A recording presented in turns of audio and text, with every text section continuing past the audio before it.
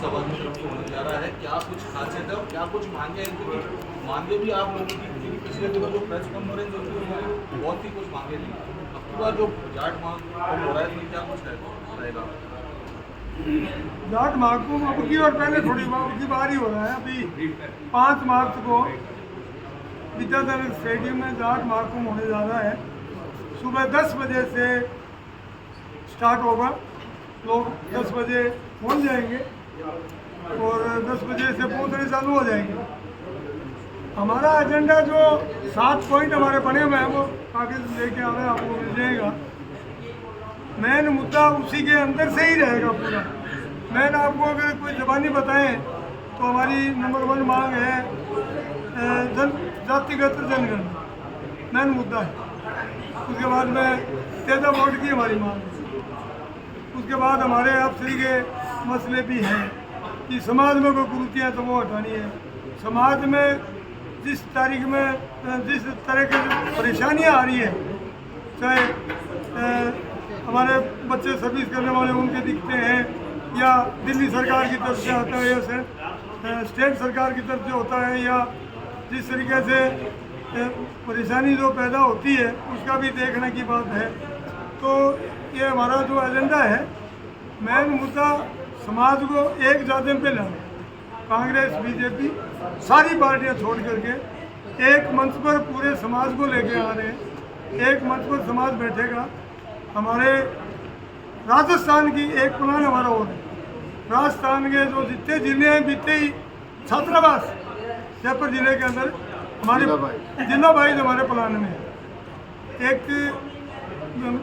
विद्वान लोगों की या जो शिक्षाविद लोग उनकी एक ऐसी कमेटी बनाएंगे तो वो कमेटी हमेशा स्टैंड करे और जो काम यहाँ हम चालू करें उसको सुझाव दें, समाज को बिठा के बात करें, ये करें, वो सारी बातें उसमें आ जाए।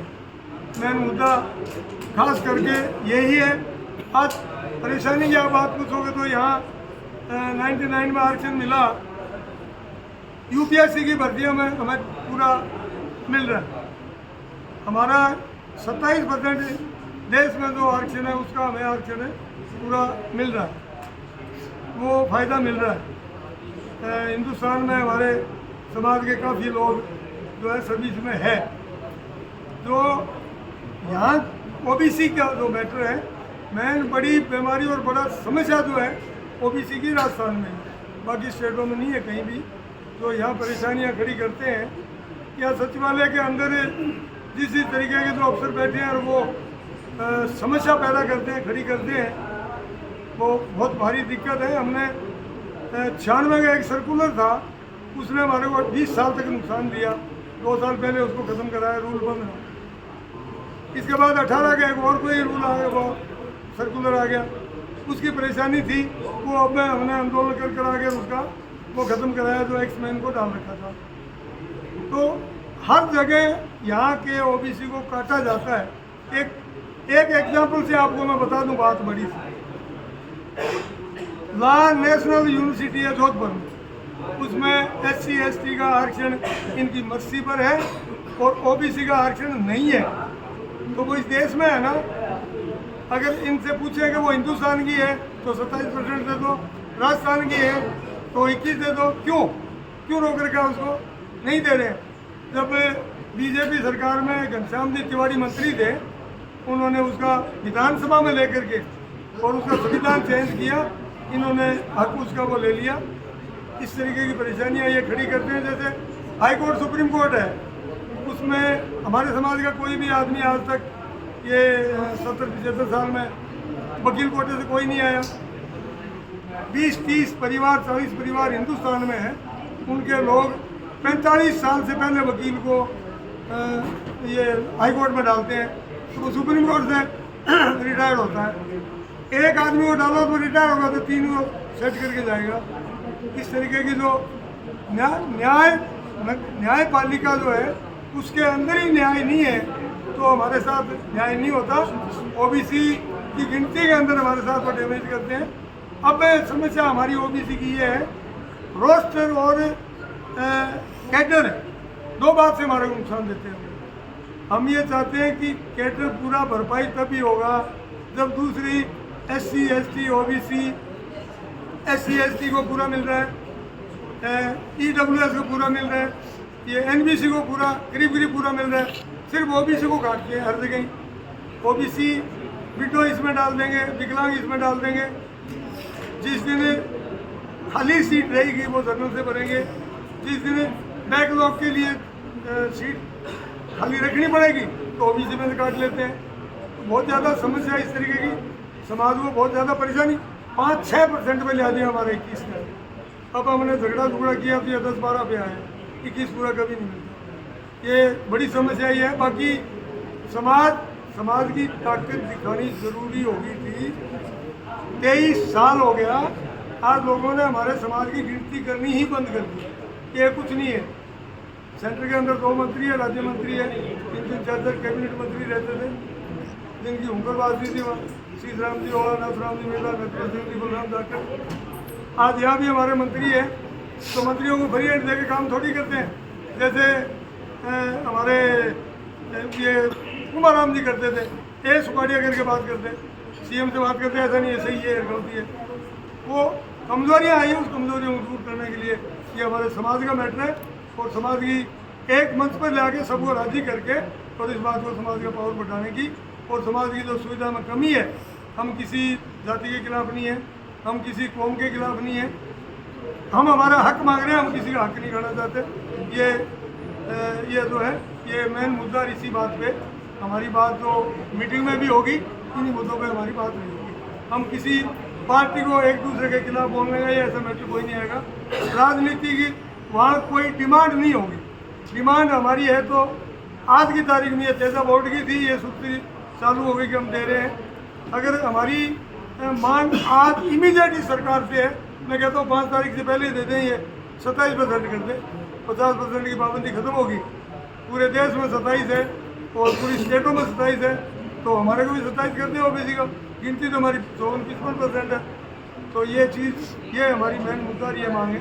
आप बता दो कोई और दूसरे हमारे जो बैठे हैं उनमें से हमारी महिला की है, मदन जी है, दसाराम जी आगे रिटायर्ड है, ये भाई पहलवान पहलवान है, सुरेश जी ये इस कांग्रेस में बड़े पद पे हैं, रिटायर्ड DGP है, और महेंद्र जी चौधरी IG रिटायर्ड है और वो सीनियर RS हमारे जाट महासभा के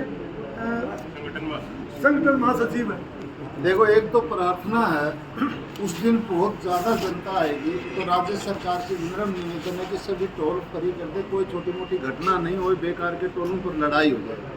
और हम आने वालों से भी प्रार्थना करते हैं प्रेम पूर्वक आए, किसी भी भाई को नुकसान नहीं करके जाए और प्रेम पूर्वक वो वापस लौट जाए, ताकि समाज की इज्जत बढ़े घटे नहीं। दूसरे भी समाज के बहन भाई हमारे, ये वो कोई देश से बाहर के थोड़ी हैं। हमारी बाजी मांगे और आशा करते हैं सरकार हमारी मांगों को मान लेगी, क्योंकि जनता बहुत ज़्यादा आएगी, फिर हमारा भी दिमाग खराब हो जाएगा और ज़्यादा मांगने लगेंगे। पहले घोषणा कर दें तो हम भी उतने पर ही रुक जाएंगे। राजी खुशी जिसने जहाँ वोट डालने डालो भाई, हम तो कोई राजनीति कर नहीं रहे। तो प्रार्थना है एक तो उस दिन के टोल फ्री हो जाए, और सभी से आपके मीडिया के माध्यम से ये भी कह रहे हैं कि जितने भी बाहर से वाहन आए वो रिंग रोड से ही आ जाए, ताकि विद्याधर नगर वहाँ जुड़ा हुआ शहर में ट्रैफिक घुसगी तो जाम लगने का डर हो जाएगा, अन्य आदमी परेशान हो जाएंगे। थोड़ा आप इस बात को भी फैला दोगे? आप बोलो साहब, आप अपना कोई दसाराम जी और रामस्वरूप जी प्लीज बैठने के बारे में, और IG साहब और ड्राइवर साहब आप दोनों बता दें तो सिक्योरिटी बंदोबस्त है, ट्रैफिक रेगुलेशन है, पार्किंग वगैरह। भाई हम तो कर ही रहे हैं। पुलिस से हमारी प्रार्थना है पूरे ग्राउंड की जांच कर ले, कोई और दुर्घटना नहीं हो जाए, पहले कोई बेईमान को दबा जाए, कोई और बड़ी घटना हो जाए, क्योंकि जनता ज़्यादा इकट्ठी होती है। वहाँ से पुलिस अपने अंडर में ले ले उसको, और उसकी वो करके, और हमारे आदमी वहाँ जाएंगे, वो शांतिपूर्वक तरीके से अपना टेंटमेंट का सब काम करते रहेंगे। ये ज़्यादा जनता हो वहाँ पर कुछ न कुछ घटना घटने के ज़्यादा ही चांस बढ़ जाते हैं।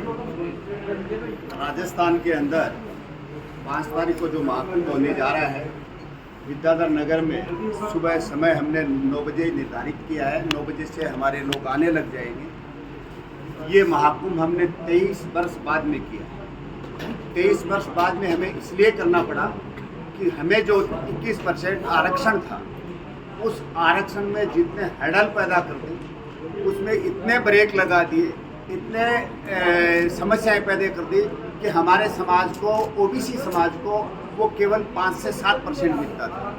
वो जितनी भी ओबीसी के आरक्षण में जितनी त्रुटियां हैं, वो सरकार तुरंत प्रभाव से उन त्रुटियों को खत्म करे। और 21% के साथ हमारी ये मांग है कि ये 27% आरक्षण तुरंत इस महाकुंभ से पहले करे। और जिसकी जितनी भागीदारी तमाम सिस्टम में उतनी उसकी हिस्सेदारी। हम हमारा हिस्सा मांगते हैं। हम किसी जाति, धर्म पर किसी के खिलाफ नहीं है।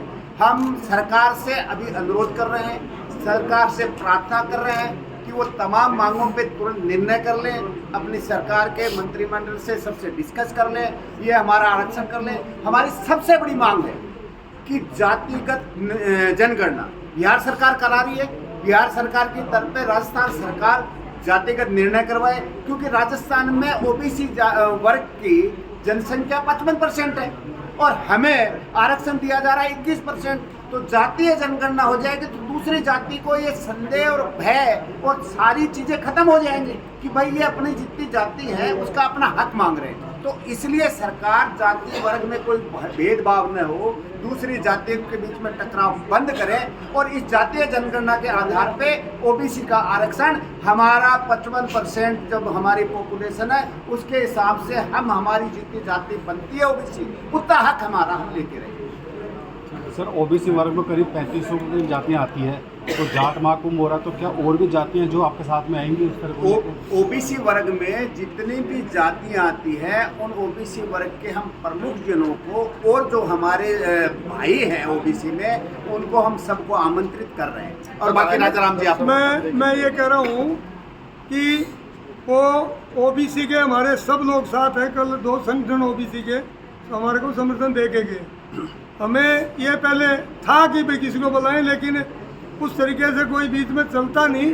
बाकी आएंगे, सब देखने आएंगे कि जाट क्या कर रहे हैं और हमारे लिए क्या कर रहे हैं और अभी यहाँ क्या दिखाने के लिए क्या कर रहे हैं। देखने तो बहुत से लोग आ सकते हैं। बाकी इनवाइट अभी तक हमने मंच के लिए या वहाँ के लिए किसी को नहीं किया, देखने के लिए सब आएंगे।